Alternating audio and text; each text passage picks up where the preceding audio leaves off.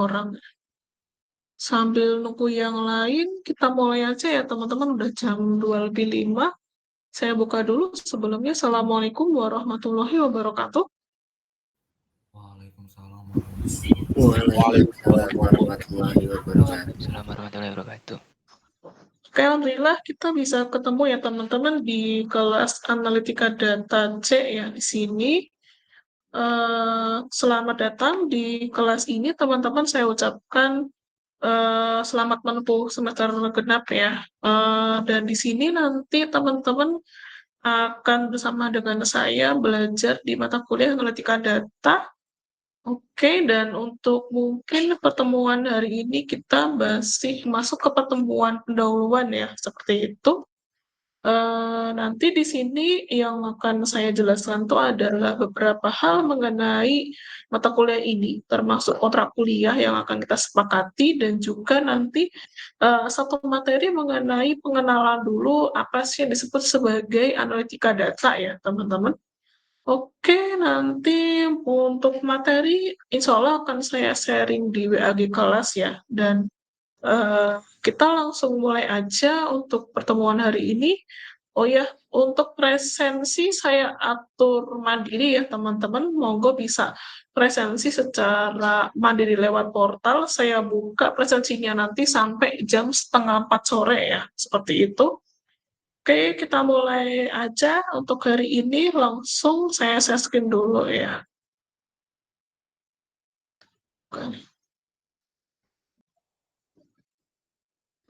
Selam arkadaşlar. Oke, apakah sudah kelihatan di layar teman-teman untuk PPT-nya? Sudah, Bu. Oke, baik. Makasih teman-teman. Kita masuk ya ke materi pendahuluan dulu. Maaf, ini materi kontrak kuliah dulu ya yang kita sepakati. Yang pertama, untuk mata kuliah analitika data ini, besarannya 2 SKS ya teman-teman. Jadi nanti kita ketemu maksimal itu adalah 100 menit ya. Kalau selama Ramadan ini kita cuma ketemu 1,5 jam atau 90 menit dengan dikurangi 10 menit ya, seperti itu. Oke, untuk yang perlu saya perkenalkan dulu di mata kuliah ini, capaian pembelajaran yang nantinya ditargetkan di mata kuliah ini adalah diharapkan teman-teman itu nantinya mampu memahami konsep analitika data dan mampu nantinya melakukan tahapan yang disebut sebagai descriptive analytics sama kebalik ya, harusnya data preprocessing teman-teman, seperti itu. Jadi ini adalah luaran yang nanti teman-teman selesai mengambil mata kuliah analitika data, seperti itu. Jadi pertama akan diukur nantinya apakah teman-teman sudah paham mengenai konsep analitika data, yang kedua bisa melakukan tahapan descriptive analytics, yang ketiga adalah bisa mengerjakan tahapan data preprocessing teman-teman. Lalu ini ada 3 kompetensi atau kemampuan ini yang nantinya ditargetkan dalam mata kuliah, seperti itu. Kemudian ini kurang lebihnya adalah ringkasan dari pertemuan, 14 kali pertemuan di kelas nantinya. Untuk hari ini kita bahas dulu mengenai pendahuluan ya teman-teman, untuk mengenal dulu mata kuliah ini itu seperti apa. Kemudian yang kedua itu nanti minggu depan insya Allah kita akan bahas mengenai jenis data. Nanti pertemuan ketiga kita akan membahas mengenai pengumpulan data. Pertemuan keempat mengenai bukan data ya, harusnya deskriptif analytics di sini. Kemudian pertemuan kelima itu kita bahas 2 konsep, yaitu predictive analytics sama prescriptive analytics. Kemudian nanti pertemuan keenam ada tugas mengenai descriptive analytics teman-teman. Pertemuan ketujuh nanti ini mungkin bukan contoh kasus ya, saya ganti nantinya itu adalah ada presentasi dari tugas yang sudah teman-teman kerjakan di minggu sebelumnya. Setelah itu nanti UTS, kemudian pertemuan ke-8 itu adalah membahas, sudah mulai masuk ke data preprocessing, yaitu mengenai tahapan, bukan cleaning data ya, ini kebalik, data cleaning teman-teman. Kemudian nantinya pertemuan ke-9 membahas mengenai integrasi data sama tugas mengenai data cleaning. Pertemuan ke-10 yaitu nanti mentransformasikan data. Pertemuan ke-11 belajar mengenai similarity dan dissimilarity. Pertemuan ke-12 nanti membahas mengenai K-means clustering. ke-13 klasifikasi, ke-14 nearest neighbor, setelah itu nanti UAS teman-teman. Kurang lebihnya itu adalah ringkasan dari pertemuan perkuliahan, kurang lebihnya. Nanti untuk PPT-nya akan saya share ya teman-teman, seperti itu. Nah, ini untuk penilaian di kelas itu kurang lebihnya itu direncanakan ada jenis 4 penilaian ya teman-teman. Yang pertama ada penilaian dari sisi UTS sebesar 30%, UAS 30%, tugas 30%, dan kuis 10%, teman-teman totalnya 100%. Di sini nanti sistem penilaian perkuliahannya itu kita menggunakan PAP atau grading. Kemudian kalau teman-teman nanti menggunakan software atau kita menggunakan software yang namanya R. Selain R nanti saya rencanakan juga pakai Excel mungkin ya teman-teman. Dan nanti bentuk tugas yang diberikan itu sebagian besar nanti tugas berkelompok teman-teman, seperti itu. Sampai sini dulu mungkin apakah ada yang mau teman-teman tanyakan dari penilaian maupun dari tadi penjelasan mata kuliah apa tiap pertemuannya yang akan kita bahas? Izin Apakah ada tanya, Bu, yang mau? Ya, silakan. untuk software nanti di share nggak, Bu? Atau kita Nanti jadi sendiri? untuk cara penggunaan dan juga instalasinya akan saya sharing cara instalasinya seperti itu. Ada nanti bagian dari pengenalan softwarenya. Terima kasih. Oh. Ada lagi yang mau teman-teman tanyakan? Ada? Monggo. Nggak ada? Oke. Kalau nggak ada, ini bisa kita masukkan ke kontrak perkuliahan ya untuk komposisi penilaian dan lain-lain nantinya. Yang perlu saya tambahkan nanti di kontrak perkuliahan adalah kita mau sepakati berapa menit untuk keterlambatan, teman-teman. Kalau dari saya seperti biasa, saya menawarkan yaitu 15 menit. Deal kira-kira teman-teman atau gimana? Kita keterlambatan di kelas itu 15 menit. Monggo, apakah ada yang mau klarifikasi atau setuju 15 menit keterlambatan di kelas, teman-teman? Deal enggak? Deal, Bu. Deal, oke, deal. Baik, makasih. Kemudian untuk aturan lainnya, saya ikuti kode etik yang berlaku di kampus ya, seperti pakaian dan sebagainya itu. Saya ikut aturan dari universitas. Kemudian yang saya tambahkan lagi satu hal adalah mengenai satu hal yang cukup penting juga, yaitu mengenai etika ataupun mungkin di dalam apa namanya ya pelaksanaan proses penilaian di kelas nantinya. Jadi jika nantinya pada saat ujian baik UTS, UAS, kuis maupun mungkin di penugasan, misalnya saya menemukan ada sebuah indikasi ya, indikasi itu berarti tanda-tanda aja ada indikasi kecurangan. Dan ternyata nanti setelah saya klarifikasi benar terjadi yang namanya kecurangan, maka nanti yang saya notifikasi adalah ketika memang benar-benar jadi kejadian kecurangan di ujian maupun di bagian penilaian yang lain nantinya, yang saya lakukan yang pertama adalah teman-teman nantinya akan saya nilai dari misalnya nih terjadi kecurangan waktu UTS, maka nanti yang saya lakukan yang pertama adalah nanti nilai UTS teman-teman akan saya berikan nilai 0 seperti itu. Jadi tidak saya koreksi. Kemudian juga kalau misal itu diulangi lagi yang kedua kalinya di ujian, misalnya di ujian akhir semester, maka nantinya yang akan saya lakukan adalah saya akan menurunkan nilai teman-teman di mata kuliah itu menjadi E, seperti itu. Jadi ini adalah tambahan klausul untuk kontrak perkuliahan di sini. Kurang lebih demikian, apakah ada yang mau teman-teman klarifikasi?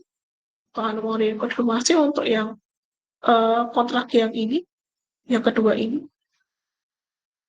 Monggo kalau mau diklarifikasi teman-teman. Ada yang mau teman-teman klarifikasi mungkin? Atau ada yang mau teman-teman konfirmasi untuk hal ini? Ada? Gimana? Monggo, silakan. Ada yang mau klarifikasi nggak?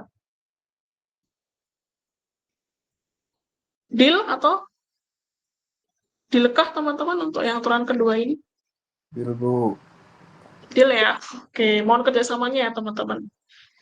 Oke, kurang lebihnya demikian. Berarti Alasannya kontrak adalah kuliah sudah banyak kita sepakati teman-teman ya saya teman-teman untuk yang dari sisi mereka penilaian rata-rata dan dari juga jurusan pelaksanaan misalkan seperti di psikologi atau perkuliahan seperti itu. Oke, kalau sudah deal, ini mungkin saya lanjutkan lagi di RPS-nya atau rencana pembelajaran semesternya. Teman-teman bisa baca ya, akan saya share juga di sini. Jadi, kalau dilihat di sini untuk capaian pembelajaran mata kuliah bisa teman-teman lihat ini ada sebanyak mungkin 8 kali ya. Ada 8 capaian pembelajaran mata kuliah. Kurang lebih ini nanti adalah ringkasan materi yang teman-teman pelajari seperti itu. Asesmennya tadi udah saya sampaikan ya, berapa persen semuanya. Kemudian untuk referensinya, ini bisa teman-teman pakai bukunya Budi Santosa dan Ardian Uma mengenai data mining dan big data analytics di sini.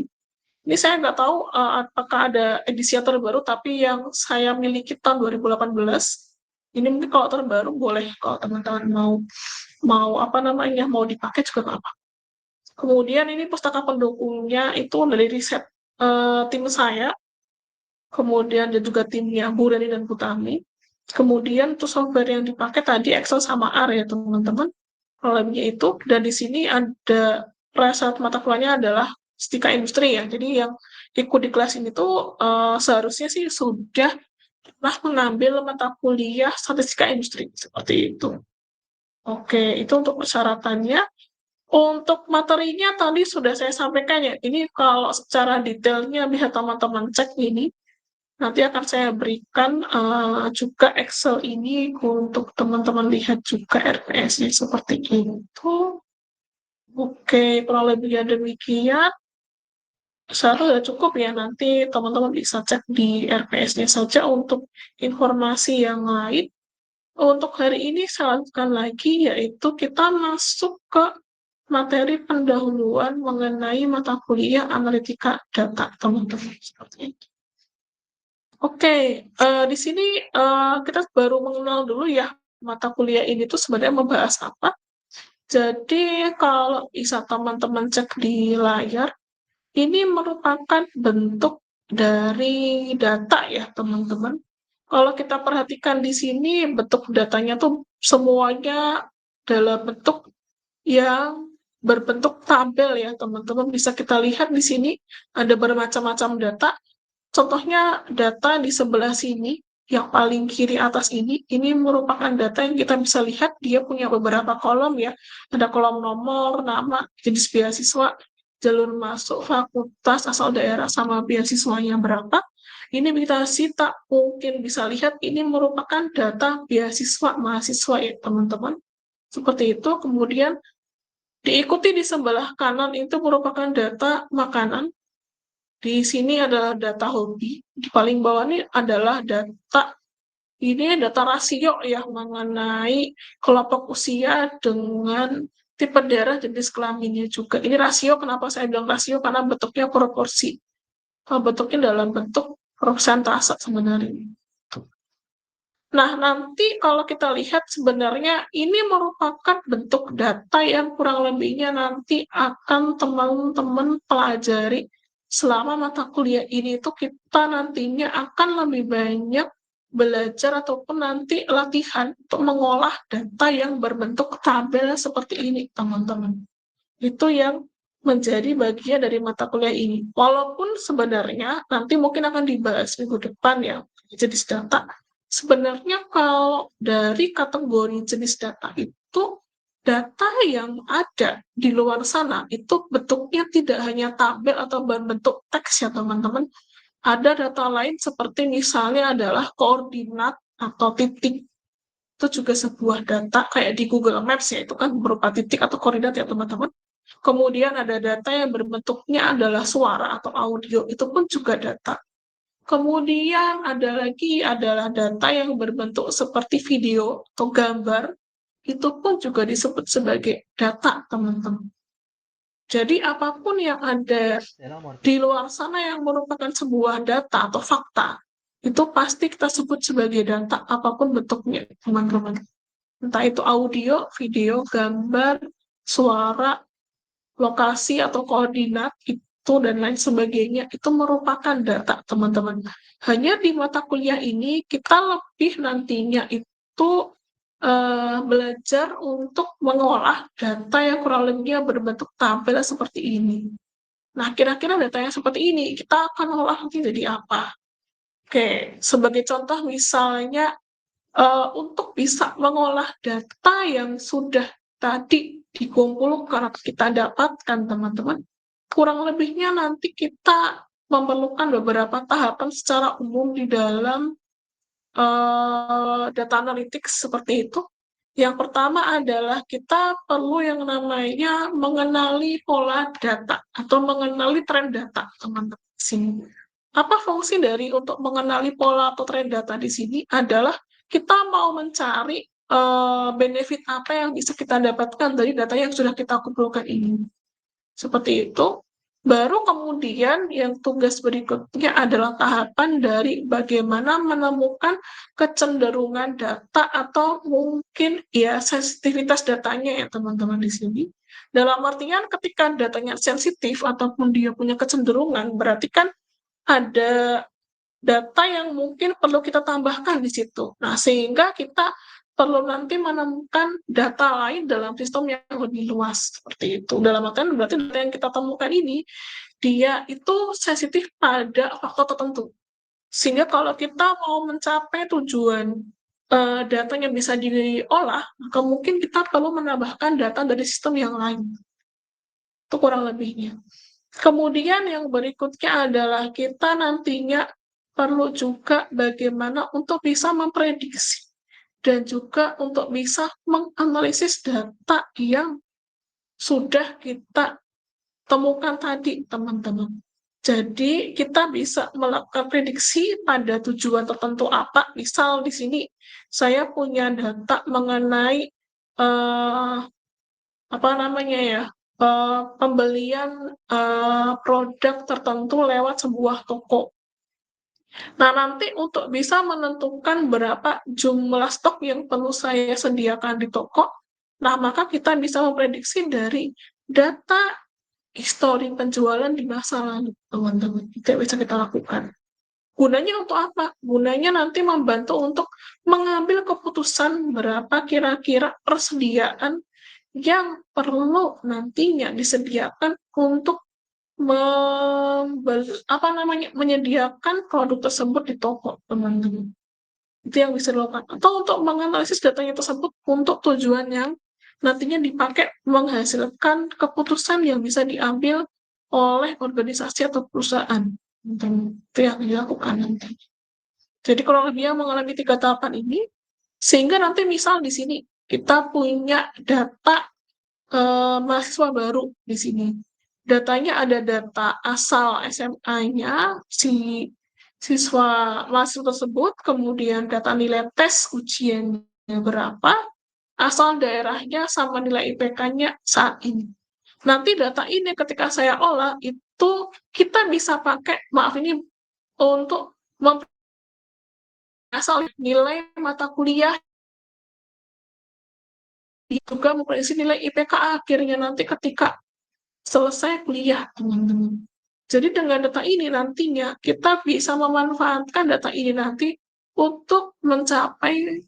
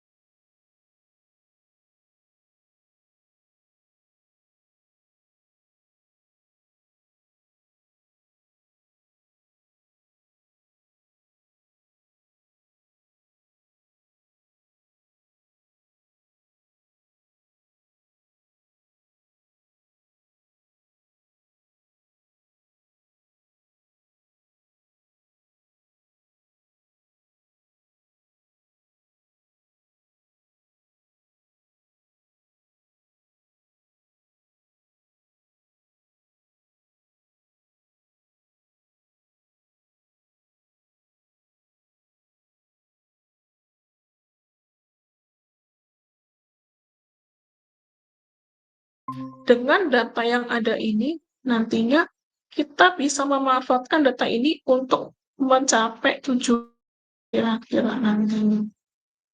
Nah, itu yang akan kita pakai, teman-teman. Jadi, apa yang nanti diolah nantinya adalah nanti kita bisa mendapatkan data apa, dan dari data itu, kira-kira nanti kita bisa mengolah data apa saja, mendapatkan tujuan apa ya teman-teman dari data tersebut. Jadi kurang lebihnya seperti itu kalau kita berhubungan dengan data analytics sih. Dan nanti kalau dari segi bidang ilmunya, sebenarnya itu beririsan dengan beberapa bidang ilmu yang lain. Contohnya kalau kita lihat di sini, itu data analytics itu punya irisan dengan data mining ya teman-teman. Termasuk juga nanti punya irisan dengan big data dan juga beririsan dengan machine learning di sini. Hubungannya bagaimana? Hubungannya adalah sebenarnya dalam data analytics ini itu merupakan satu cabang ilmu dari ini data science sebenarnya. Jadi yang menjadi induk bidang ilmunya itu adalah data science, teman-teman. Di bawahnya itu ada data analytics dan juga ada data mining. Nah, bedanya di mana antara data analytics sama data mining? Yang membedakan adalah sebenarnya tujuannya sama, yaitu untuk membantu organisasi atau perusahaan untuk mengambil keputusan atau menyediakan alternatif keputusan ya teman-teman. Tapi yang membedakan adalah metodologi ataupun mungkin pendekatan yang digunakan di dalam pengolahan datanya. Kalau teman-teman nanti menggunakan pendekatan data analytics, itu yang kita kerjakan adalah ketika kita itu mendapatkan data, data ini nantinya bisa kita olah menjadi apa supaya nantinya itu bisa menjadi data yang nantinya bisa tervisualkan, kemudian menjadi informasi yang bisa dipakai oleh orang-orang di perusahaan untuk mengambil keputusan, teman-teman. Itu data analytics. Kurang lebihnya seperti itu ringkasannya. Kemudian data mining sendiri itu dia juga nantinya mengolah data, cuman level nanti tingkatannya itu sedikit lebih tinggi dibanding data analytics ya. Kalau tadi data analytics kan hanya sampai informasi. Nanti kalau data mining itu dia tidak hanya sampai ke informasi, tapi bagaimana nanti mengubah informasi tersebut nanti menjadi yang namanya pengetahuan, teman-teman. Seperti itu yang ada di sini. Jadi konteksnya sampai nanti ke dalam data mining, teman-teman. Sampai nanti levelnya ke pengetahuan. Dan biasanya data mining dipakai untuk mendiscover ataupun untuk menemukan pengetahuan-pengetahuan yang baru. Itu yang ada kalau kita menggunakan data mining. Oke, seperti itu. Kemudian bagaimana hubungannya dengan big data? Apa hubungan data dengan data analytics sebenarnya di sini? Nah, kalau hubungan data analytics dengan big data itu adalah nanti semua data yang akan diolah itu semuanya berasal dari big data atau dalam artian data yang volumenya besar atau data yang jumlahnya itu bukan cuma besar ya, sangat besar teman-teman. Bisa jadi kita akan menemui data yang jumlah kolomnya 20, nah, dan juga nanti jumlah barisnya ada 15.000 misalnya aja. Itu contoh dari big data ya teman-teman. Kurang lebihnya kayak gitu. Jadi big data adalah nantinya adalah data yang teman-teman olah. Dan kemudian nanti apa hubungan data analytics dengan machine learning?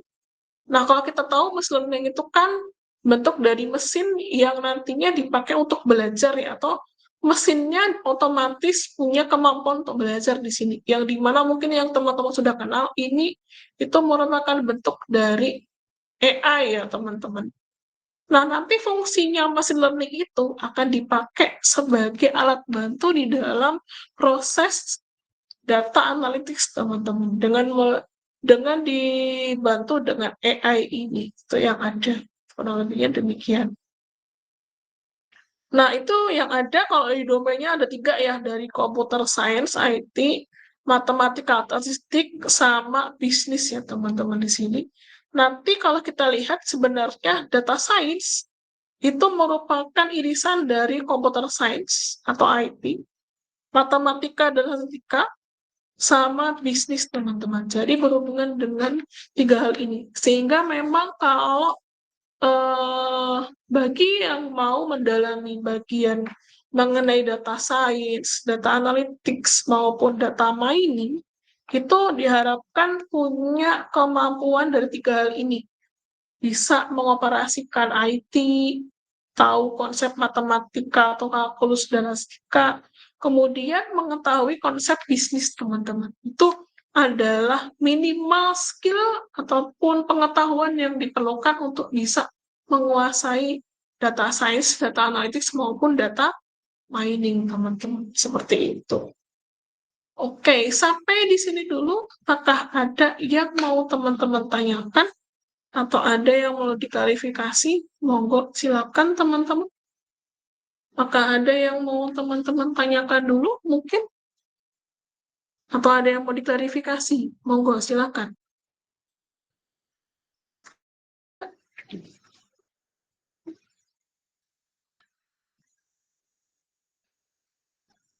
Suara saya masih masuk kan ya?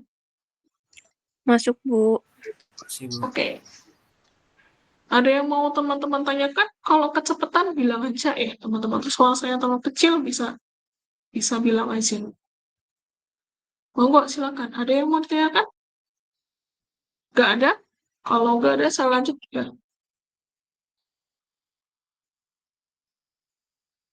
Kita kembali ke sini. Jadi kalau kita simpulkan, berarti analitika data itu apa sih? Jadi kalau disimpulkan sendiri, analitika data itu merupakan satu cabang dari data science, di mana bidang ilmu ini itu menggabungkan konsep statistika, matematika, ilmu komputer, dan juga bisnis ya teman-teman di sini. Nah, nanti tujuan dari bidang ilmu ini itu adalah untuk bisa yang namanya menganalisa data, yang nanti sumbernya kita dapatkan dari yang namanya big data, teman-teman. Dan sebenarnya kenapa teman-teman perlu belajar mata kuliah ini? Karena dari revolusi industri 4.0 itu membuat bahwa cabang ilmu data science ini itu sangat pesat, sangat pesat pertumbuhannya, sehingga nantinya dibutuhkan oleh semua perusahaan dalam menggunakan konsep analitika data. Lebih demikian. Itu kemudian tujuannya apa selain untuk menganalisa data? Tujuan lainnya yang paling penting adalah untuk bisa mendeskripsikan data dan juga mendapatkan hasil prediksi yang tepat, teman-teman di sini. Nah, fungsi dari deskripsi itu untuk apa? Fungsinya adalah untuk bisa tahu pola atau tren data.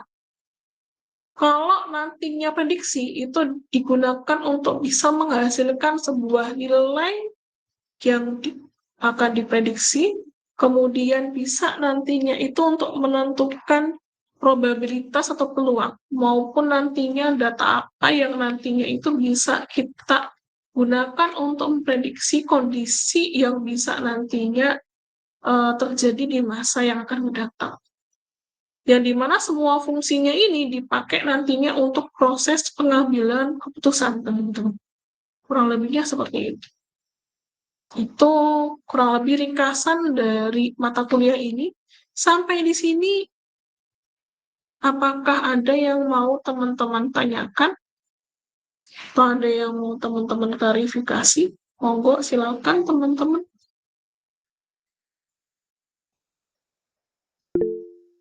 Silakan kalau ada yang mau teman-teman tanyakan. Ada?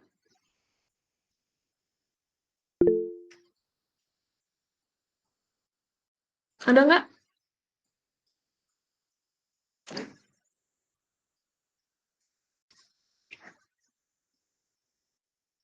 Ada? Nggak ada? Kalau nggak ada, aku lanjut dulu ya, teman-teman.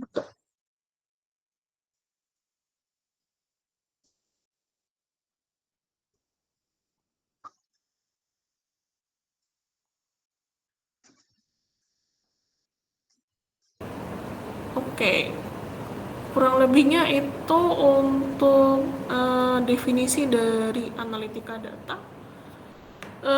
Nanti kalau tadi yang saya sampaikan ya, perbedaannya dengan data mining itu adalah, kalau data mining ini juga sama cabang ilmu dari data science, cuman yang membedakan adalah nantinya itu kalau teman-teman belajar mengenai data mining, fokusnya adalah kita sama mengekstrak pola ataupun tren, tapi nantinya yang mau kita ekstrak itu adalah sampai hasilnya itu nggak cuma jadi data yang bisa dipahami, tapi bisa sampai menjadi informasi maupun pengetahuan.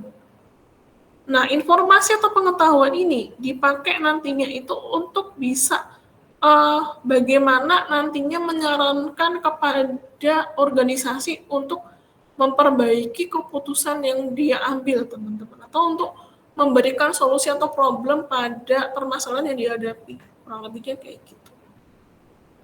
Itu mengenai data mining. Kemudian kalau tadi yang berhubungan dengan machine learning, nah kalau machine learning ini itu sebenarnya udah bagian dari data science yang nantinya itu lebih mengarahkan kepada bagaimana kita bisa memanfaatkan mesin yang kita setting untuk dia secara otomatis bisa belajar. Tujuannya adalah membantu untuk bisa menghasilkan yang namanya itu tadi ya, alternatif keputusan. Jadi membantu untuk mengolahkan ataupun untuk membantu untuk menentukan kira-kira model apa yang perlu kita kembangkan dari data yang kita miliki. Itu. Jadi bisa dipakai nantinya untuk meningkatkan hasil prediksi. Dan biasanya sekarang mungkin kalau teman-teman sering dengar, machine learning inilah yang sebenarnya menjadi engine utama atau mesin utama dari AI atau artificial intelligence. Jadi kalau kita lihat, mesin ini pun juga belajar ya teman-teman. Dan bentuk belajarnya dia itu nantinya ada bermacam-macam, teman-teman. Itu yang ada. Tapi di sini kita mungkin hanya membahas learning-nya itu learning yang kita pakai, kan learning dari AI itu ada cukup banyak. Sekarang masih berkembang juga bentuk learning-nya juga.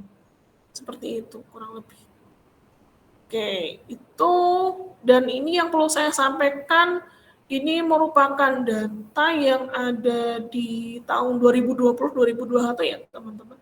Jadi waktu itu, sekarang mungkin saya nggak tahu trennya bagaimana, tapi mungkin masih sama. Hampir sama ya sebenarnya. Jadi kalau kita perhatikan, nantinya profesi yang berada di dalam data scientist ini, itu merupakan profesi yang cukup menjanjikan ataupun menjadi profesi yang mungkin peluangnya lebih banyak di masa depan. Karena nanti bisa jadi profesi ini itu banyak sekali dibutuhkan teman-teman di perusahaan. Kenapa banyak perusahaan yang udah mulai beralih dalam misalnya untuk menentukan produk yang baru, beberapa perusahaan itu sudah menggunakan data yang ada. Seperti itu. Nah, tugas seorang data scientist itu adalah selain untuk mengumpulkan data yang diperlukan, nanti dia juga akan mengolah data dengan tools software yang nanti digunakan untuk bisa menampilkan alternatif keputusan yang bisa diambil oleh pimpinan ataupun atasan. Dan kalau kita lihat dari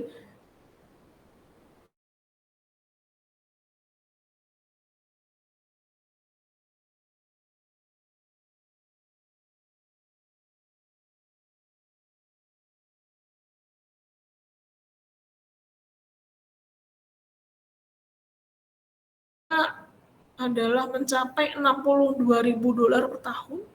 Kalau sampai ke level data scientist itu sampai $113.000. Dan ini data yang lainnya adalah rata-rata itu $120. Di mana kita lihat di sini skill yang diperlukan tuh ada beberapa hal ya, tahu ataupun memahami bahasa pemrograman, memahami statistika, kalkulus, aljabar, machine learning, dan lain sebagainya, teman-teman. Dan di sini kurang lebihnya manfaatnya itu di sini bisa kita lihat adalah pekerjaan yang cukup populer di negara maju ya, kebanyakan negara maju udah sampai di situ.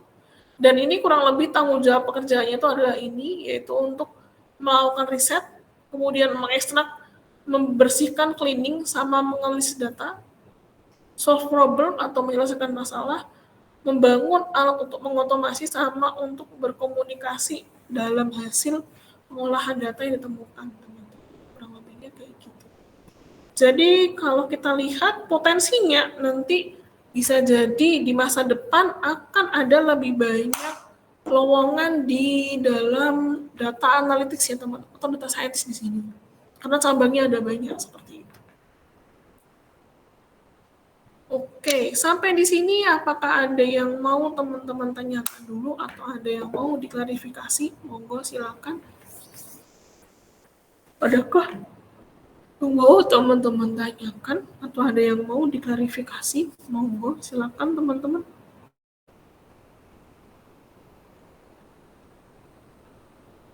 Ada? Atau ngantuk kalian? Saya juga ngantuk soalnya. Ada yang mau teman-teman tanyakan? Insya Allah belum, Bu. Gak ada. Kalau nggak bisa lanjut ya. Oke, ini untuk beberapa aplikasi dari konsep analitika data di berbagai bidang. Contohnya mungkin ini ada cukup banyak ya teman-teman, saya hanya menjelaskan sebagian aja, nanti sebenarnya ada banyak banget aplikasi dari berbagai bidang. Kalau di bidang kesehatan, data analytics itu bisa dipakai untuk melakukan prediksi penyakit tertentu. Misal waktu kemarin kita mengalami COVID, kalau kita perhatikan di situ adalah nantinya yang perlu kita perhatikan adalah ketika seorang pasien punya histori kondisi riwayat penyakit tertentu, itu kira-kira kita bisa memprediksi berapa peluang penyembuhan dari si pasien tersebut ketika misal dia punya histori penyakit diabetes. Itu kira-kira dia diprediksi bisa sembuh dalam berapa lama. Atau mungkin peluang dia untuk kembali sehat itu berapa persen. Atau mungkin kalau ada pasien yang punya histori penyakit tekanan darah tinggi, kira-kira itu dia punya probabilitas untuk sembuh berapa persen. Atau mungkin ada pasien yang punya histori, punya penyakit paru-paru basah misalnya aja. Nah, kira-kira dari setiap pasien yang punya histori masing-masing itu, berapa nantinya peluang dia akan sembuh, teman-teman. Sehingga itu akan bisa digunakan nantinya untuk apa? Untuk memberikan perawatan atau treatment, kira-kira untuk bisa meningkatkan peluang sembuhnya. Itu kira-kira treatment atau perlakuan apa saja atau perawatan apa saja yang bisa diberikan kepada si pasien dengan histori penyakitnya tersebut. Itu yang dilakukan di bagian kesehatan. Yang sekarang mungkin sudah mulai banyak yang menuju ke arah situ karena sudah berkembang banyak AI ya teman-teman. Ada banyak sekali aplikasi yang memberikan diagnosa secara awal ya, diagnosa awal sehingga nanti kira-kira diagnosa keseluruhannya itu ataupun treatment keseluruhan yang diperlukan kira-kira dari diagnosa AI tersebut apa kira-kira dari data yang ada. Itu mungkin data MRI-nya, data X-ray-nya, data laboratorium klinisnya kayak ini nanti tekanan darahnya berapa, kemudian jumlah protein darahnya bagaimana, kemudian kira-kira dalam darahnya itu apakah ada sel darah putih ataupun seperti apa. Nah, itu kan bisa dianalisis teman-teman. Lebihnya kayak gitu. Kalau di bidang kesehatan. Sedangkan kalau dalam bidang pertanian itu bisa dipakai pula untuk membantu petani dalam proses untuk merawat tanaman dan juga untuk nantinya memanen tanaman. Kalau kita tahu dalam dunia pertanian, satu hal yang sangat cukup krusial, satu hal aja ya, itu adalah bagaimana bisa menanggulangi hama, teman-teman, atau menanggulangi hama yang nantinya bisa mengganggu pertumbuhan tanaman. Nah, kalau kita tahu hama ataupun mungkin pest ataupun mungkin penyakit tanaman itu kan bisa muncul ketika ada faktor yang menjadi pemicu penyakit atau hama ini. Entah mungkin dari cuaca ataupun dari kondisi tanah ataupun kondisi kesehatan tanaman yang ada, teman-teman. Nah, dengan adanya data analytics itu kita bisa melakukan yang namanya itu sebuah eksperimen atau simulasi di mana nanti bagaimana tanaman itu bisa dirawat oleh petani sehingga nanti bisa mengurangi risiko terkena penyakit maupun terkena hama. Yang nanti harapannya apa? Harapannya adalah hasil panennya itu lebih meningkat. Itu yang ada. Termasuk bagaimana nantinya mungkin yang sekarang berkembang banyak itu adalah selain perawatan hama tuh perawatan bagaimana mengairi tanaman secara otomatis ya. Mungkin sudah banyak beberapa mesin yang dipakai ataupun sensor yang dipakai nantinya untuk mengairi tanaman secara otomatis tanpa harus melakukan proses yang memakan tenaga manusia lebih banyak. Itu yang ada. Termasuk mungkin banyak juga ya teknologi di pertanian sudah mulai cukup berkembang, mesinnya juga udah mulai banyak. Di sisi bidang biologi, saya pindah ke bidang biologi, ini bisa dipakai pula nantinya di bagian untuk mengembangkan genetika tumbuhan, yang nantinya bisa menghasilkan jaringan tanaman yang baru. Misal, bisa nggak mengembangkan buah yang dia itu, ataupun tanaman yang dia itu tidak punya biji dan rasanya manis. Jadi kira-kira gen dari tanaman tersebut apa yang kita pertahankan dan mana yang bisa kita buang, teman-teman. Sehingga muncul variasi tanaman yang baru. Itu dipakai di biologi. Kurang lebihnya demikian. Dan juga banyak dipakai di bagian lainnya, di bisnis, astronomi, perusahaan. Kurang lebihnya itu sudah cukup banyak pengembangan dari penerapan data analitis yang kurang lebihnya demikian. Oke, sampai di sini dulu. Apakah ada yang mau teman-teman tanyakan atau ada yang mau diklarifikasi? Monggo silakan teman-teman.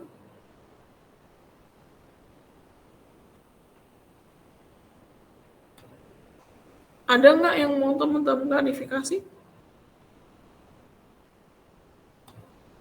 Tidur nih kalian. Saya yang ngomong kalian tidur ya. Dari saya belum, Bu. Ada yang mau ditanyakan nggak sampai di sini? Monggo, silakan. Dari saya belum, Bu. Belum, Bu. Belum, Bu. Belum, Bu. Nggak ada. Oke. Saya kok suara kalian nggak ada. Benar ya?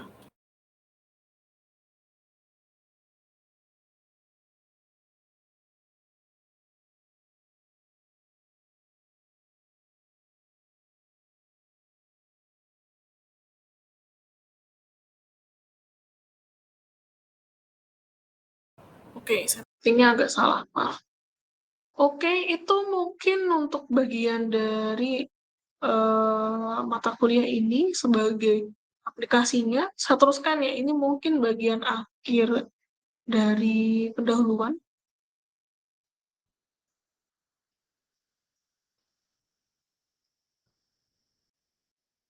Oke, tadi kita sudah membahas aplikasinya.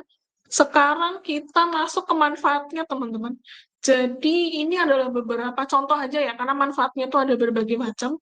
Jadi kalau dilihat apa manfaat dari penggunaan bidang ilmu ini, yaitu yang pertama tadi, bisa dipakai untuk memprediksi ya. Contohnya dipakai untuk memprediksi permintaan dari produk yang nanti bisa kita cek kira-kira prediksinya produk tersebut berapa nanti permintaannya di masa yang akan datang, teman-teman. Termasuk bisa pula dipakai untuk memprediksi pola pembelian ataupun tren pembelian sebuah komoditas produk. Bisa dipakai kalau misal punya supermarket, kita bisa mencari nantinya seperti apa sih bentuk pola pembelian customer yang di supermarket ini. Nah, itu banyak dipakai kalau teman-teman lihat itu pola pembelian ini sama berhubungan dengan perilaku pembeli ya ini, dua ini, pola pembelian sama perilaku pembeli ini, itu sudah banyak dipakai oleh Alfamart, Indomaret maupun Superindo untuk menentukan nantinya kira-kira setiap bulan ataupun setiap minggu promo apa yang bisa diberikan dan apa produk yang akan diberikan promo teman-teman untuk bisa mengenalkan ataupun mungkin lebih banyak menggait customer teman-teman atau pembeli di sini. Jadi di Alfamart Superindo itu sudah mulai banyak menggunakan pola demikian. Termasuk nanti untuk menentukan bagaimana ataupun display promonya itu kayak gimana, ataupun display produk tadi itu biasanya sudah mempertimbangkan dari pola pembelian dan juga perilaku pembelinya. Nah, itu yang nantinya dikembangkan di situ ya teman-teman. Itu kalau yang ada. Kemudian yang terakhir yaitu dari penggunaan manfaatnya itu bisa termasuk untuk menargetkan apa saja customer yang akan dituju. Kira-kira nanti mau menargetkan customer yang modelnya kayak gimana atau punya demografi yang kayak gimana yang nanti bisa menjadi target penjualan produk teman-teman. Itu yang ada. Maupun nanti dari bagaimana nantinya itu untuk bisa mendapatkan customer yang baru. Itu merupakan manfaat dari analitika data.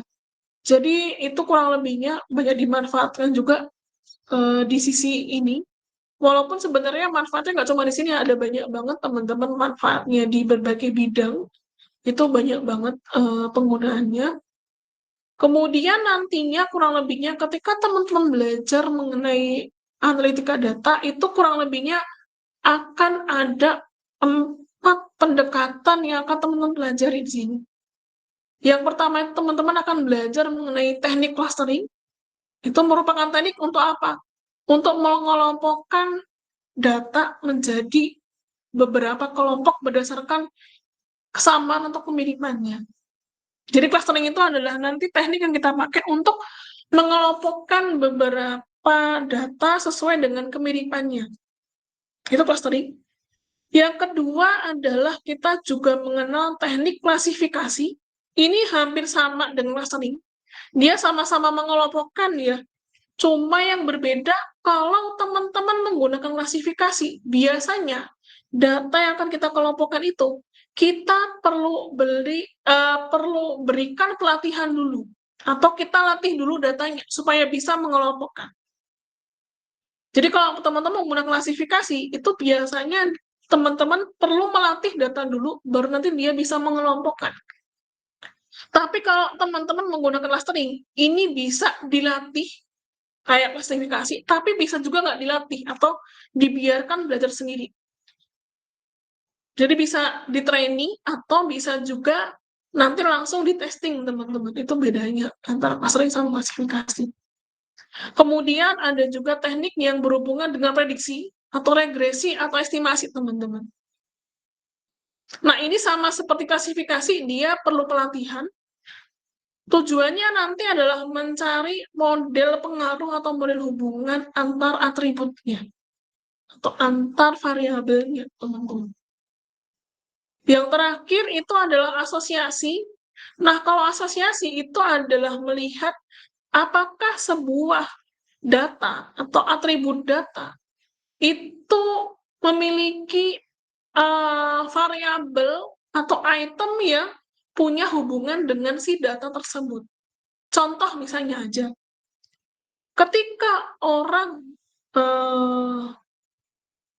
mempunyai penyakit tekanan darah tinggi, itu apakah berasosiasi dengan berat badan dan juga tinggi badannya? Nah, itu kira-kira kita lihat bisa dengan asosiasi.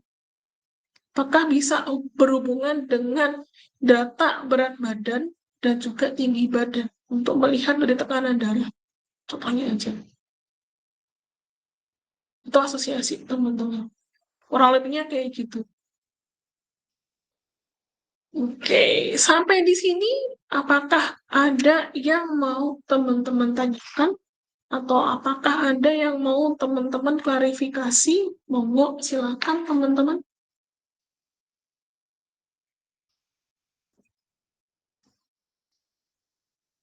Ada yang mau diklarifikasi? Bisa langsung buka open mic-nya atau mau ditanyakan teman-teman? Monggo.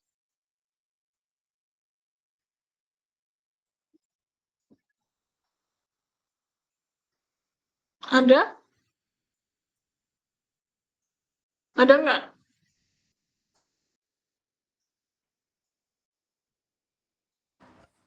Belum, Bu. Belum, Bu. Oke.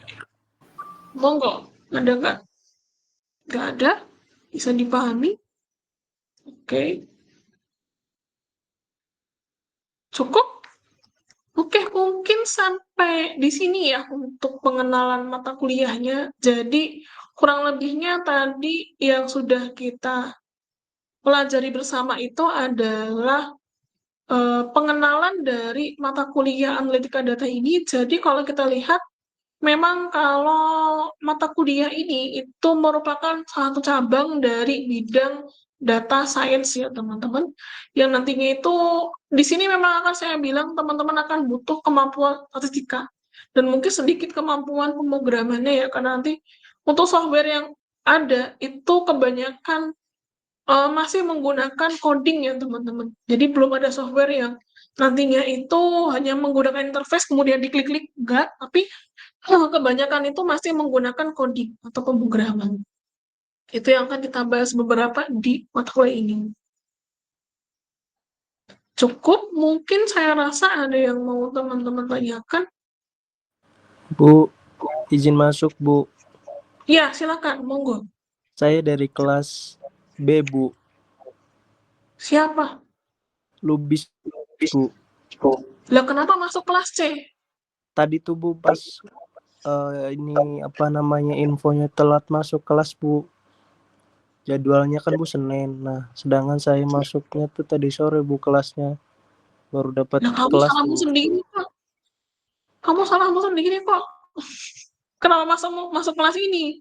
Karena presensinya tak setting mandiri ya, bis. Kamu masuk kelas ini apakah bisa presensi? Setting Nggak bisa. mandiri soalnya. Nggak bisa, karena settingnya udah kemarin.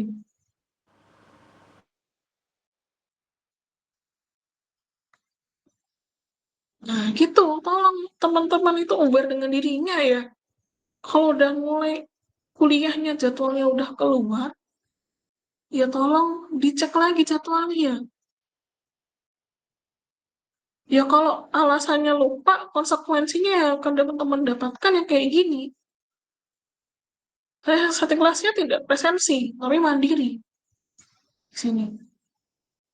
Ya kalau mau setting udah setting kemarin, bis. Nggak bisa.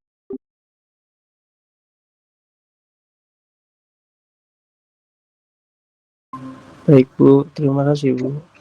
Iya, tolong lain kali ya teman-teman. Sedikit aware lah dengan dirinya. Ya, tolong dicek lagi jadwal, tolong dicek lagi apa namanya WAG kelasnya. Saya rasa dari grup angkatanmu sudah di-share informasi kan ya. Tolonglah aware dengan dirinya. Kalau teman-teman nggak aware dengan dirinya, bagaimana teman-teman bisa mengurus dirinya sendiri? Di sini yang saya hadapi mahasiswa kan ya, bukan anak SMA kan. Itu kurang lebihnya ya teman-teman. Tolong aware dengan dirinya.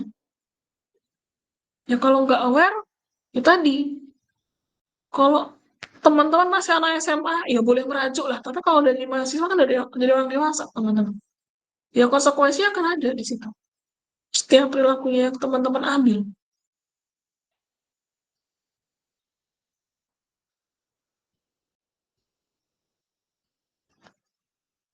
Oke, ada lagi mungkin yang mau teman-teman tanyakan? Monggo silakan.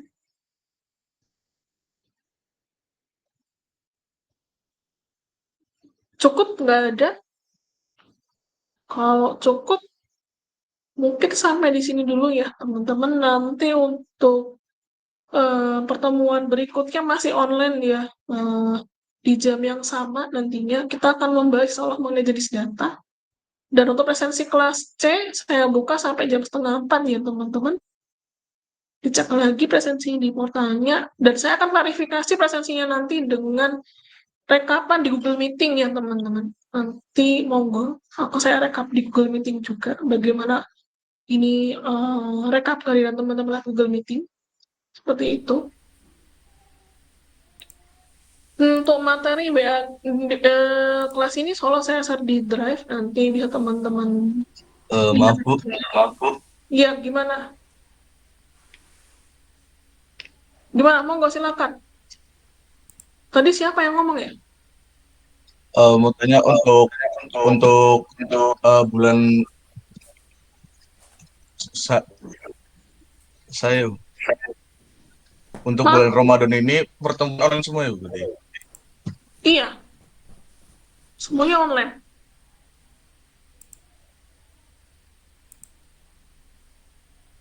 Sampai minggu depan online ya. Nanti kelas offline-nya itu dimulai setelah Lebaran bulan depan.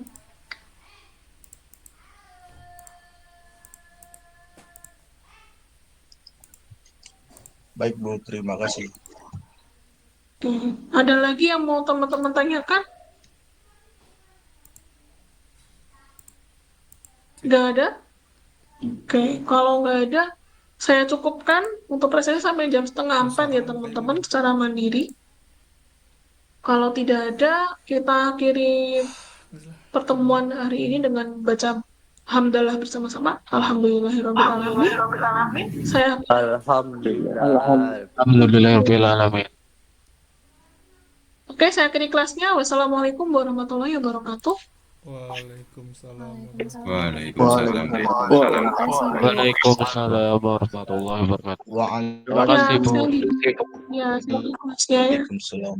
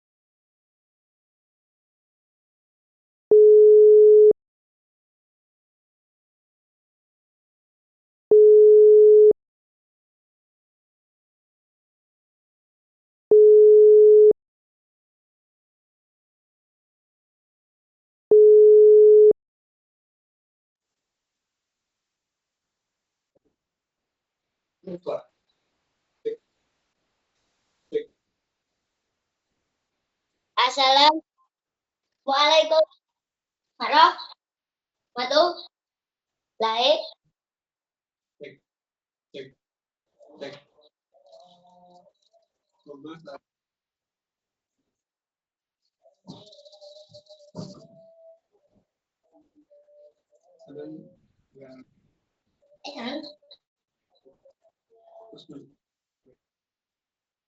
Hah? Dipencet anak?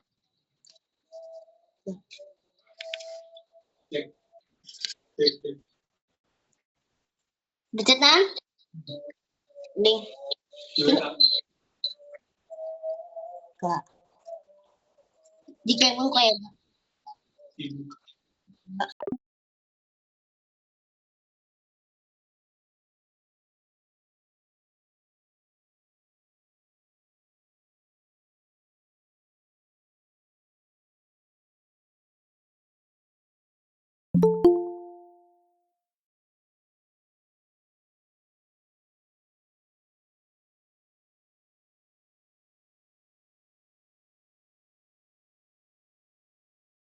Cek. Cek. Cek. Cek. Cek. Susulan. Cek. Cek.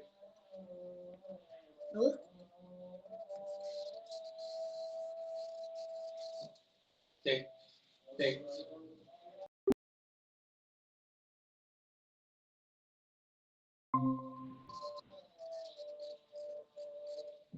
Cek.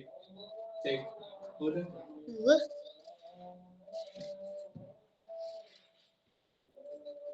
Cek. Cek. Cek.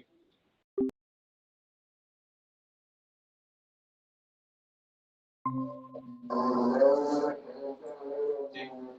Cek. Cek.